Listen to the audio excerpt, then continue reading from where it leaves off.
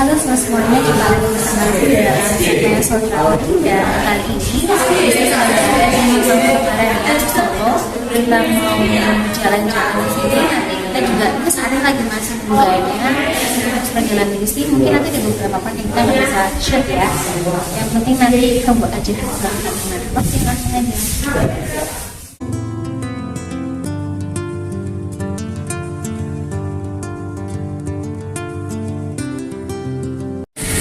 Halo sobat semuanya, sekarang kita lagi sama guide lokal kita, Mas siapa? Nama saya Panca. Mas Panca. Oke, kita akan datang Mas Panca untuk berkeliling di Pura Mangkunegaran ini, Mas ya? Ya, kurang lebihnya sekitar 45 menit sampai 1 jam nanti.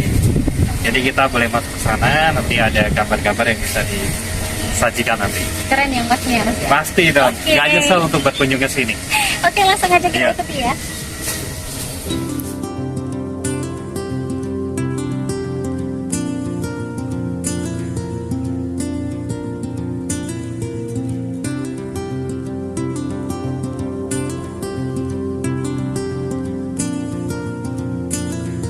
Mas Panca lepas sepatu ya. Kenapa sih harus lepas sepatu Mas? Iya, jadi itu yang pertama kalau kita masuk ke area Pura Mangkunegaran mulai dari sana harus lepas sepatu atau alas kaki.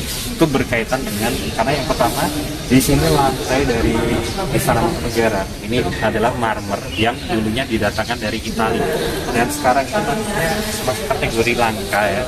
Dan yang kedua itu di sini kenapa harus lepas sepatu karena ini adalah sifatnya rumah pribadi, jadi biar lebih sopan untuk memasuki area Pura Mangkunegaran. Adab ya Mas ya? Ada biar sopan, merasa seperti di rumah sendiri. Iya, rumah orang. Cuman adem ya? Iya adem Kayaknya beda, enak gitu. Ya enak di sini. Karena kenapa di sini tuh terasa adem atau sejuk ya Mas? Seperti itu.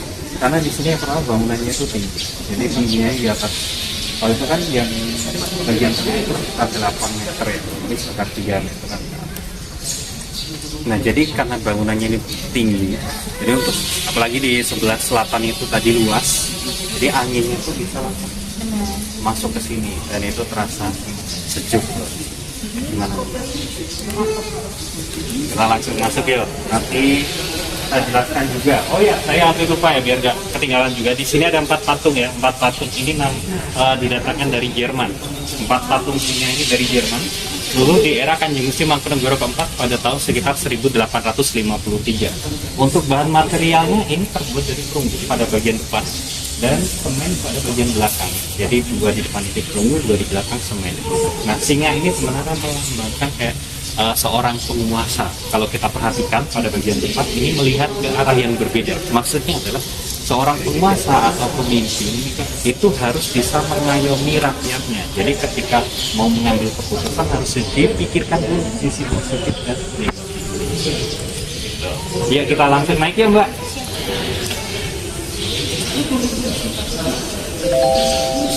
Oke, jadi sebelumnya saya ucapkan selamat datang di Pura Mangkunegaran. Pura Mangkunegaran kalau menurut sejarahnya dulu dibangun atau didirikan pada tahun 1757 oleh Raden Mas Said atau Pangeran Sambernyawa. Kenal nggak nih Pangeran Sambernyawa? Dengar ya. Mengagumi juga. Mengagumi juga. Atau jangan-jangan masih ada kerabat dari Mangkunegaran nih. Ditandai dengan adanya perjanjian Salatiga pada waktu itu yang membagi wilayah antara Kasunanan, Kasultanan dan Mangkunegaran.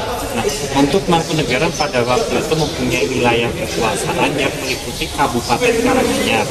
Lalu ada sebagian dari Kabupaten Wonogiri dan sebagian dari Kabupaten Wonogiri.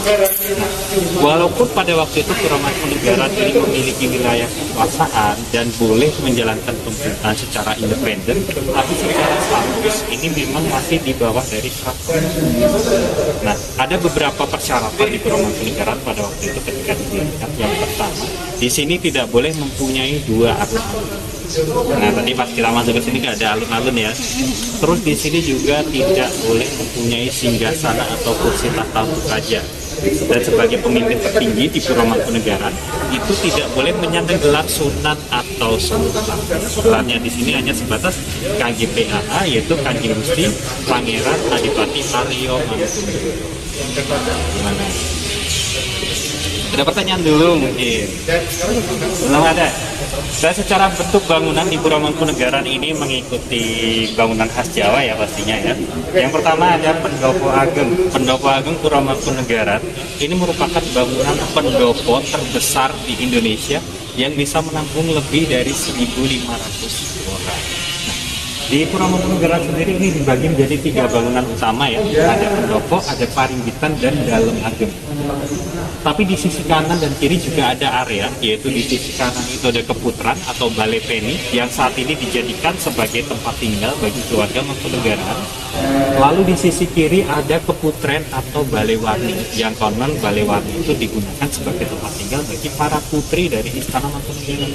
Antara anak laki-laki dan perempuan itu dulu mulai dipisah ketika mereka sudah memasuki usia remaja. Nah, kalau kita kembali ke Pendopo Ageng Pura Mangkunegaran ini secara fungsi digunakan sebagai tempat untuk pertunjukan gamelan dan tari. Selain itu untuk menyambut tamu dan juga bisa disewa untuk semua orang. Ya siapa tahu nanti, ya di sebelah sini siapa tahu ya nanti berminat untuk menyewa Pendopo Ageng Pura Mangkunegaran.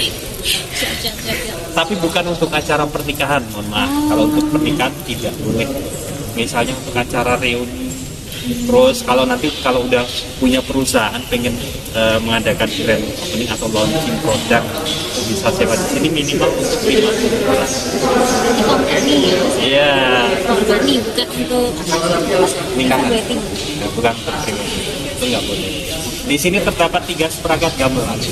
Ada di sebelah kiri kita ada namanya Nipurtari. Dari Nipurtari ini dimainkan pada hari Rabu, dimulai dari jam 10 pagi sampai jam 12 siang. Ada tarinya di sini. Ya, jadi next time kalau mau kesini lagi boleh pas hari Rabu ya, jam 10 sampai 12 siang. Nah, sebenarnya tadi datangnya ke sini telat dah. Di sini ada Kiai Seton yang di sebelah kanan. Kiai Seton ini dimainkan pada hari Sabtu, jadi hari ini tadi, dimulai dari jam 10 pagi sampai jam 12 siang. Iya, telat ya? Iya. Gak apa-apa.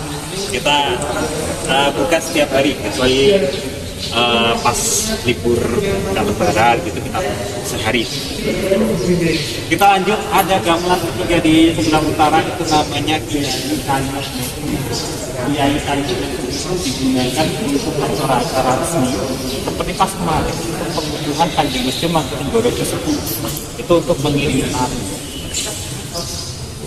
Dan di sini di Pendopo Ageng Pura Mangkunegaran lampu-lampunya ini dulu didatangkan dari Belanda. Dulu untuk menyalakan lampu-lampu pakai lilin atau juga bisa pakai minyak. Ada sumbunya. Dulu dibeli oleh Kanjeng Gusti Mangkunegara keempat seharga kurang lebih sekitar 10.000 gulden dulunya. Tapi sekarang ini dirubah menjadi lampu elektrik ya. Dan di sini terdapat 4 pilar utamanya ini, 1, 2, 3, 4. 4 pilar ini dinamakan Soko Guru. Dulu dibuat dari 1 pohon jati, dibagi menjadi 4. Ini ada mitosnya. Kalau bisa memeluk salah satu dari 4 pilar, misal kedua tangan bisa mengait atau bertemu, kalau punya keinginan bisa terpenuhi. Mau dicoba? Mungkin silakan. bebas aja. Iya, pilih salah satu atau coba satu-satu, silakan. Nggak nyampe ya. Harus yang tangannya panjang. Kalau pendek kan nggak bisa ya. Kira-kira saya bisa nggak nih? Atau coba yang ini, silakan. Kalau penasaran, mau dicoba satu-satu.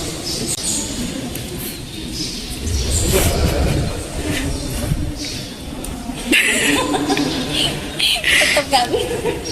Di atas ini ya Mbak ya, ada lukisan namanya Kumudowati.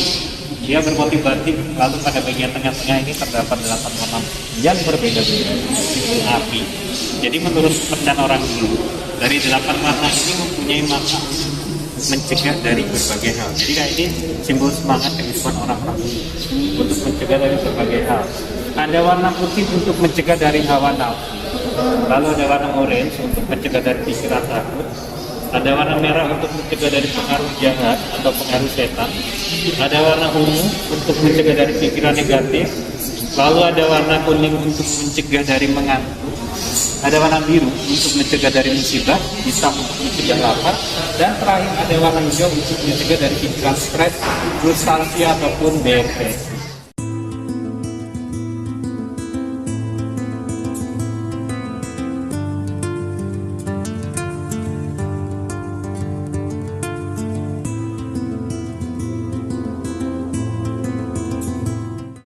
itu ada namanya Paringgitan atau Pringgitan. Itu tempat, Pringgit itu wayang. Jadi Paringgitan itu ada tempat untuk pertunjukan wayang kulit. Nah di Pendopo Ageng ada pertanyaan tulis nggak tiba? Nggak ada. Kalau nggak ada kita next ya.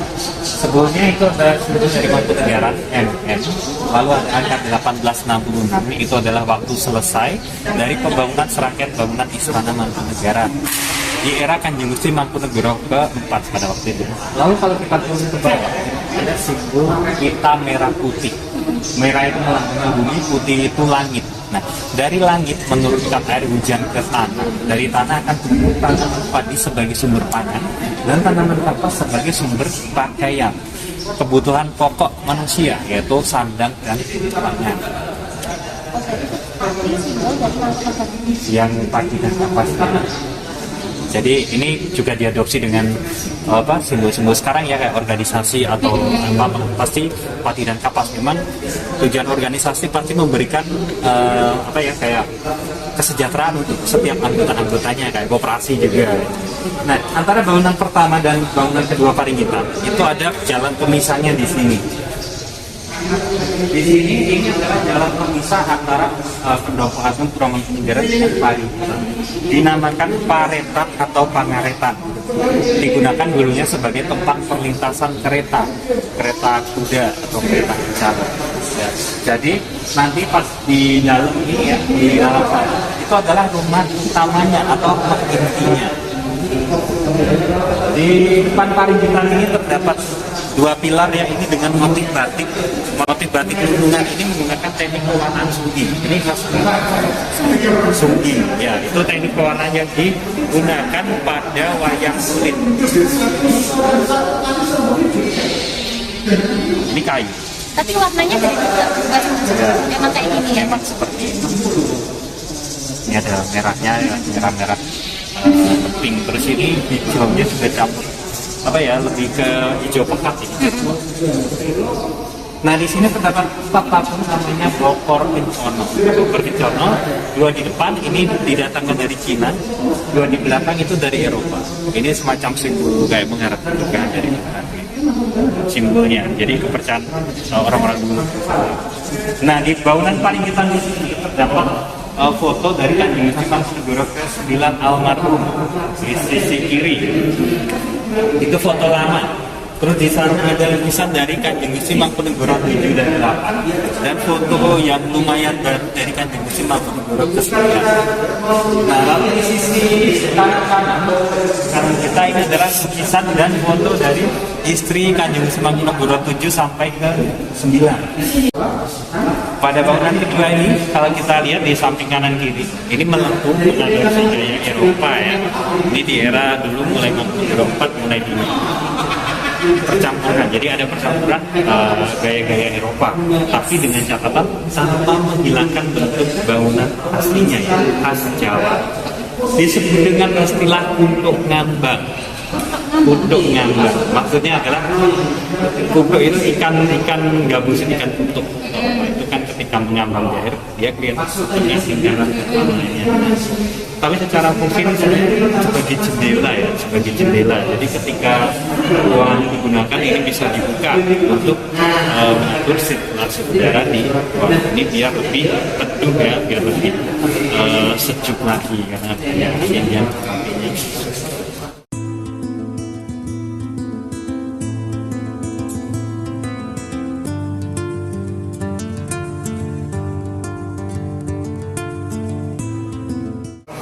Ya, jadi ini adalah lukisan dari istri Kanjeng Gusti Mangkunegoro 7 dan 8. Ini versi lukisan dilukis oleh Basuki Abdullah dengan menggunakan efek 3 dimensi pada bagian mata. Jadi kalau kita lihat ke arah matanya, kemana kita pergi lukisan ini seolah-olah hidup. Jadi selalu melihat ke arah kita. Mau nggak silakan kalau mau dicoba dulu. Iya benar mas. Berarti efek 3 dimensi yang ini aja ya? Atau kalau ini mau dicoba juga silakan, siapa tahu juga iya. Kayaknya lebih ke yang ini. Lebih ini ya, lebih terasanya seperti itu. Oh ya, sampai di sini bangunan kedua Paringgitan ini untuk pertunjukan wayang kulit ya. Itu ada pertanyaan dulu kan? Berarti zaman dulu sering ya bangunan wayang kulit. Iya, jadi dulu kalau untuk pertunjukan wayang kulit biasanya dua pilar yang ada di sini itu untuk membentangkan layarnya. Kemudian untuk keluarga istana melihat dari dalam sini, dan untuk masyarakat umum melihat dari pendopo agung tadi yang bisa menampung lebih dari 1.500 orang. Ya. Jadi kalau untuk dari keluarga istana itu hanya melihat bayangannya saja, hanya di belakang. Gamelannya sendiri tetap di sana. Gamelannya itu biasanya di sini. Jadi ini kan ada space kosong untuk setelah layar pasti di sini ada gamelan, terus ada yang sinden ya, disebut sinden. Jadi semua parogo untuk pertunjukan wayang itu di sini. Nah, nanti setelah dari Paringgitan kita masuk ke area dalam ageng di museumnya ya. Rumah inti atau bangunan yang paling inti dari Istana Mangkunegaran. Tapi mohon maaf ya saya, mulai dari sini nanti kamera udah nggak boleh masuk. Kita nanti bakalan lanjut langsung ke area Keputren ya. Monggo, kita langsung masuk ke sini.